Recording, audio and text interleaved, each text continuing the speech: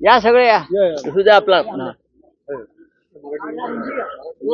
Sir आपने आपने जो ट्वीट किया है उस बारे में क्या कहेंगे? क्या इशारा है? कल एक मीटिंग हुई थी अमित शाह की सर दिल्ली में के साथ एकनाथ शिंदे के साथ एक मीटिंग हुई फिर आपका एक ट्वीट सामने आया सर। अभी देखिए आप भी पत्रकारिता में इन्वेस्टिगेशन करते हो, आप सब पॉलिटिकल जर्नलिस्ट पॉलिटिकल पत्रकार हो, आप भी यहाँ वहां घूमते हो,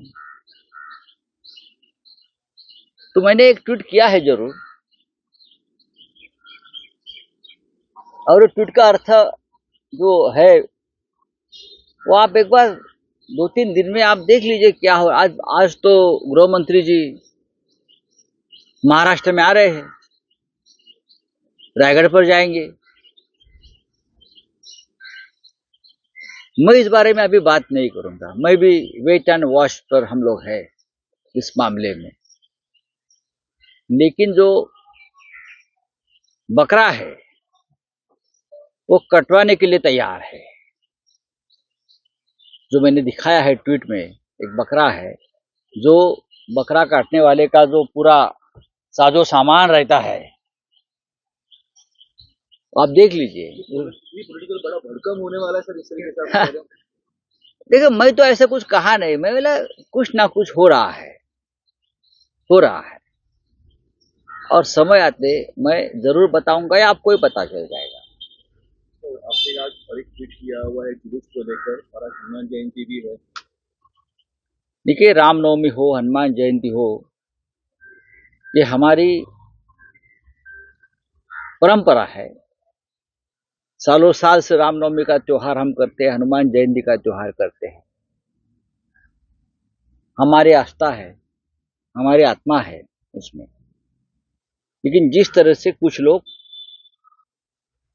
ये त्योहार मनाने की कोशिश कर रहे हैं माहौल बिगाड़ने की, ये हमारी सनातन धर्म हो, हिंदू धर्म के लिए अच्छा नहीं है। आने वाले हमारी जो पीढ़ियां है वो हमें क्या याद रखें। बेरोजगार युवाओं को हाथ में हथियार देकर रामनवमी और हनुमान जयंती के जुलूस में भेजा जाता है, ये कहाँ का धर्म हो गया हमारा? हा? हमारा धर्म है, हमारा त्योहार है, तो हमारे मंदिर के सामने आरती करो, जुलूस निकालो, हमेशा करते हैं। चर्च के सामने, मस्जिद के सामने जाकर माहौल खराब करना, ये ना राम जी ने कहा है ना हनुमान जी ने कहा है। ये जो लोग हैं, अब नए नए मुल्ला जो है हिंदुत्व के, ये लोगों ने ये नया काम शुरू कर दिया है। हनुमान जयंती का त्योहार हम धामधूम से मनाते हैं, रामनवमी मना, लेकिन मुंबई में जो जुलूस निकले कुछ जगह पे, वो एक प्रकार से विकृति भी थी। हिंदू धर्म में, हमारे संस्कृति में इस प्रकार से जुलूस नहीं निकलते कभी। आप जाइए, गांव में जाइए, हमारे रामनवमी के जुलूस में हम बचपन से शामिल हुए हैं, हमारे जैसे लोग भी। हनुमान जयंती का त्योहार भी हम मनाते हैं, पूजा करते हैं, हनुमान जी के आशीर्वाद लेते हैं। लेकिन जो माहौल आज इस त्योहार के बारे में हो रहा है, ये देश के लिए ठीक नहीं है। सर चौधरी राणा को लेकर आपने बयान दिया था कि भारत को लाने के बाद यूपी और बिहार का इलेक्शन देख के भारतीय जनता पार्टी का देवेंद्र फडणवीस ने बयान दिया है कि मैं मूर्ख लोग को उत्तर नहीं। बराबर, हम मूर्ख है, इसलिए तो हम देखिए देवेंद्र फडणवीस के पास जवाब नहीं है कोई। जो हम सवाल पूछते हैं, मैंने उसको ऊपर जवाब दिया है ना उनको, कि इतनी चिड़चिड़ापन मत करिए। जब आदमी चिड़चिड़ापन करता है, जो सत्ता पर बैठा है, उसका मतलब उनके पास कोई जवाब नहीं है और सामने वाला सच बोल रहा है। वो राणा को लाया है, हिडली को भी लाना चाहिए था, और राणा लाया है, ये कोई बीजेपी की उपलब्धि नहीं है ना। यही मैं कह रहा हूं ना, 16 साल से उस बारे में एक प्रोसेस चल रहा है। चाहे मनमोहन सिंह की सरकार हो, फिर मोदी जी की सरकार हो, ये सभी की मेहनत का फल है कि तबूर राणा को अमेरिका ने यहाँ भेज दिया। एक लंबी कानूनी लड़ाई हो रही है, कानूनी न्यायालय लड़ाई, वहां का कानून है, अबू सालेम को भी लाया हमने, अबू सालेम को 2005 में लाया है हमने। अभी हमको लाना है दाऊद इब्राहिम को, जो बीजेपी का एक बहुत बड़ा वचन है। टाइगर मेमन को लाना है, लाइए ना। नीरव मोदी को लाना है, ललित मोदी को लाना चाहिए, मेहुल चोकसी को लाना चाहिए। आप ला तो सही। सर, अमित शाह आज रायगढ़ दौरे पे है। शिवाजी महाराज का स्मारक का शिलान्यास हुआ है, अभी तक हुआ नहीं हुआ। देखिए क्या देखेंगे, देश के गृह मंत्री अगर आते हैं रायगढ़ में तो उनका स्वागत है। छत्रपति शिवाजी महाराज एक युग पुरुष है और वहां आकर दर्शन लेते हैं, लेकिन छत्रपति शिवाजी महाराज भी देखते हैं ऊपर से।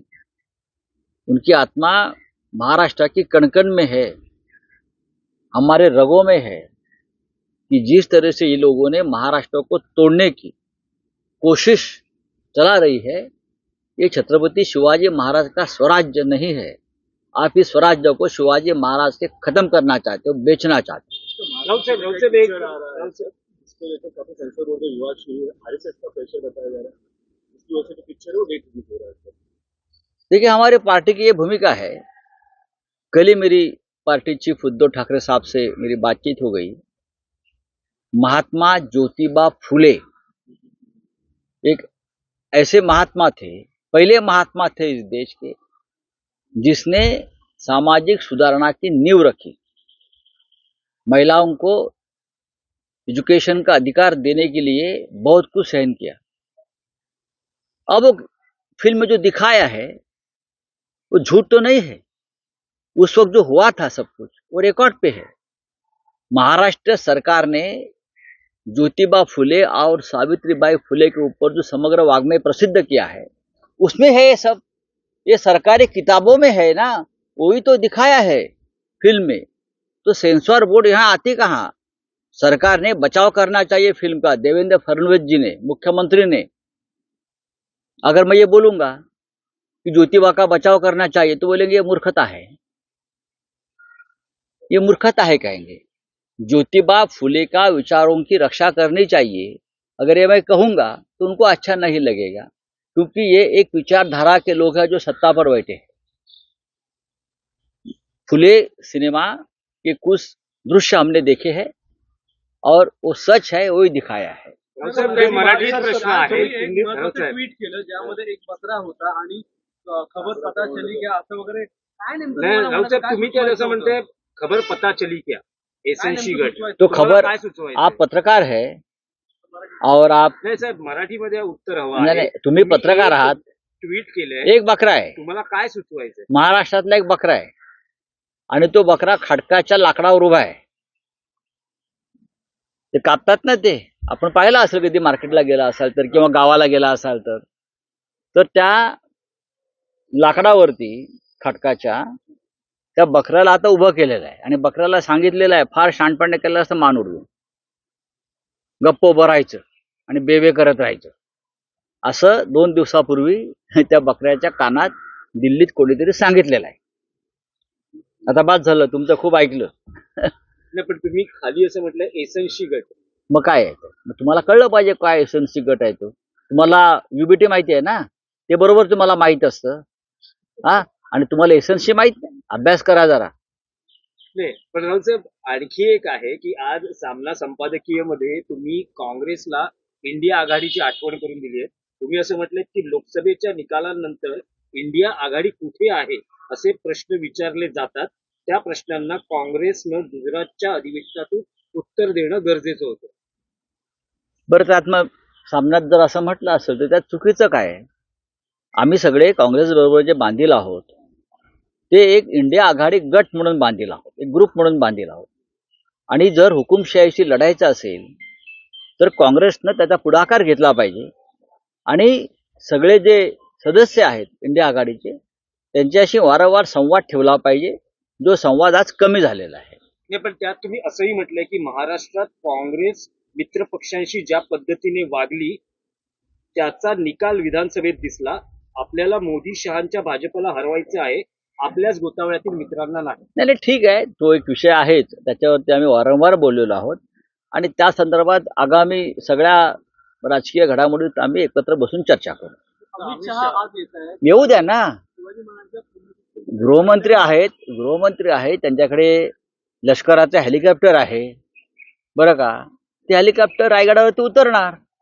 ते काय छत्रपती पंडित नेहरूंप्रमाणे जसे पंडित नेहरू प्रतापगडावर चालत गेले, मोटारीने पुढे गेले आणि मग कसे येत नाहीत ना. ते सरकारी हेलिकॉप्टर आहे, देशाचे गृहमंत्री आहेत. उतरलं ते खाली तटकऱ्यांकडे जेवणाचा कार्यक्रम आहे ना.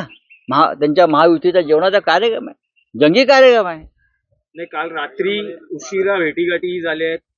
अमित शहांना ते ज्या हॉटेलमध्ये उतरलेत तिथे आशिष शेलार, एकनाथ शिंदे असे महाराष्ट्रातले नेते रात्री उशिरा भेटले. बघा, एकनाथ शिंदेचे ते नेते आहेत, आशिष शेलारांचे आहेतच. खरं म्हणजे एकनाथ शिंदेचा जो पक्ष आहे त्याचे पक्षप्रमुख जे आहेत ते अमित शहा आहेत. त्या पक्षाला जन्म द्यायचं काम अमित शहाने केलेलं आहे. त्याच्यामुळे पक्षप्रमुख त्यांचे दिल्लीतून येत आहेत. त्याच्यामुळे एकनाथ शिंदेना तिथे उपस्थित राहावं लागेल. काल मी पाहत होतो की त्यांची फार तयारी सुरू आहे. पक्षप्रमुख, त्यांचे पक्षाचे प्रमुख येत आहेत म्हणून. अमित शहा त्या पक्षाचे प्रमुख आहेत. रायगडला पायलट मंत्री पद मिळत नाहीये. तरी आता आमच्या जर या राज्याचे मुख्यमंत्री गेल्या अनेक महिन्यापासून नाशिक आणि रायगड या दोन प्रमुख जिल्ह्यांना पालकमंत्री देऊ शकत नाहीत, मी सांभाळीन म्हणता. हे काय काय सांभाळणार आहेत? मी सांभाळीन. तुम्ही पालकमंत्र्यांच्या तिढा सोडवू शकत नाही, तुम्ही काय राज्य चालवणार?